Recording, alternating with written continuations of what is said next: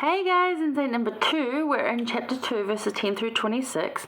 So chapter 1 is King Benjamin talking to his sons and teaching them, like, here's the scriptures, there's why important, and I'm going to get on and gather everybody, and we're going to have a talk. So in chapter 2, this is the talk. So gathered everybody, towers built, still not enough, write down the words, send them out, but this is the conference happening. Chapter 1's more of a conference prep week, yay, and then there's an actual conference.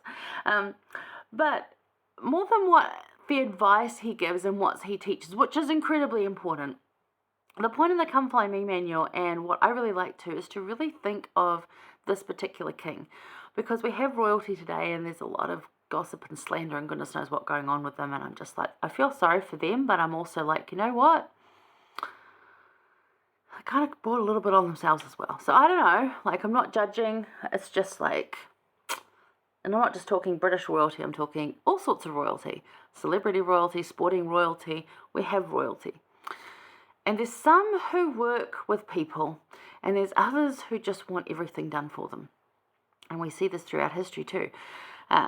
King Noah that we'll come across in these chapters, very wicked. We'll also meet up with Abinadi and discover Alma, good dude.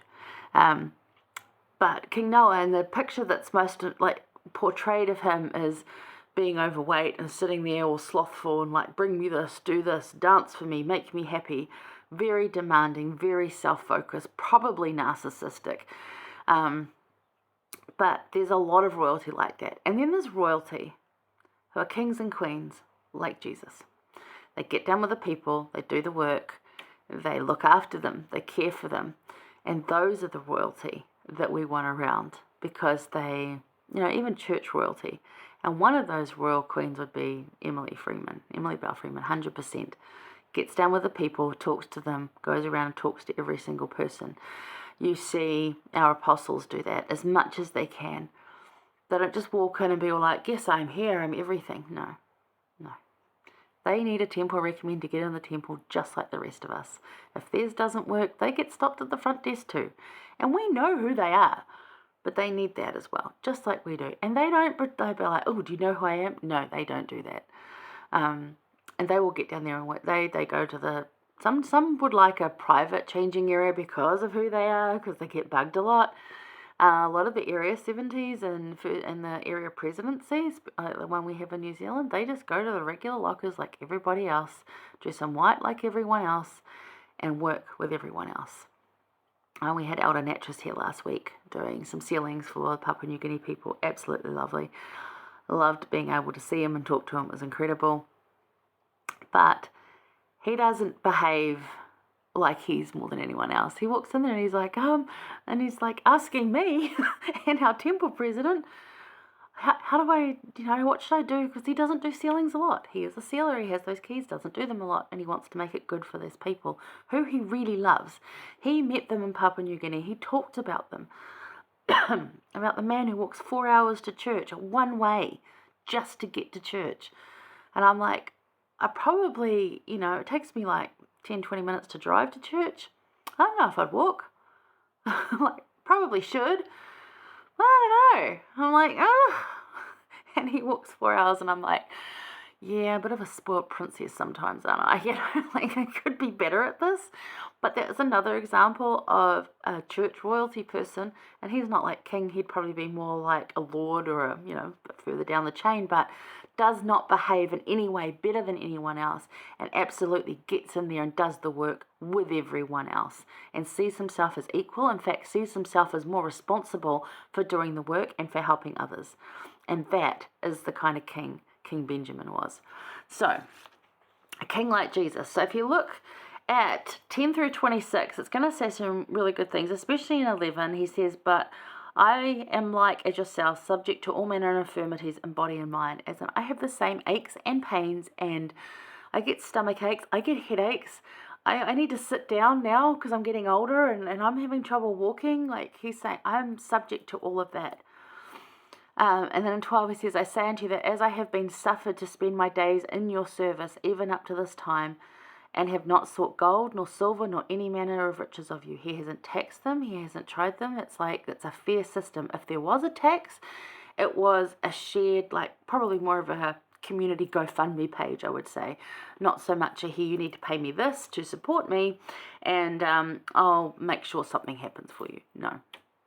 It was more of a community GoFundMe.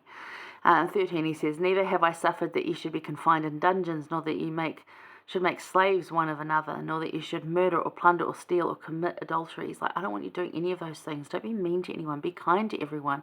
If someone's committed a crime, let's talk to them and find out what's behind it. Social justice, like, let's get some help for these people. Now, we see that a lot now. It's just like, oh, lock them up. And I'm like, yeah, there's some pretty bad, and I'm sure there's some people who did some bad stuff here too. But instead of like making them suffer more, it's like, how can we actually help correct the behavior? How can we monitor them? And if we do have to lock them up, or we do have, it's not going to be in a dungeon, maybe they just do farm work and keep away from other people. You know, like there's just a better way to live. And like, obviously, if they're having a society that's so well looked after, you have a lot less crime and you have a lot less like homelessness and drug addictions and all those kind of things. So if you can have a better community, you can have less crime and less way of doing that. So there's that as well. 14, he says, and even I myself have laboured with my own hands that I might serve you, and that you should not be laden with taxes, and that there should nothing come upon you which was grievous to be borne. And of all these things which I have spoken, ye yourselves are witnesses this day. And it's like, you've seen this, you know this about me. That's why you turned up to hear what I was going to say in great numbers, because you know that I'm fair to you. And in 16 he says, behold, I say unto you that because I said unto you that I had spent my days in your service, I do not desire to boast. Like, I'm not saying this for you to all go, yes, great King Benjamin. He's saying, no, I'm telling you, I've done what the Lord wanted me to do. And that's why in 17, and this is the Scripture Mastery famous verse, he says, behold, I tell you these things that you may learn wisdom, that you may learn when you're in the service of your fellow beings, you're only in the service of your God. And at the end of verse 19, he says, oh, how ye ought to thank your heavenly King.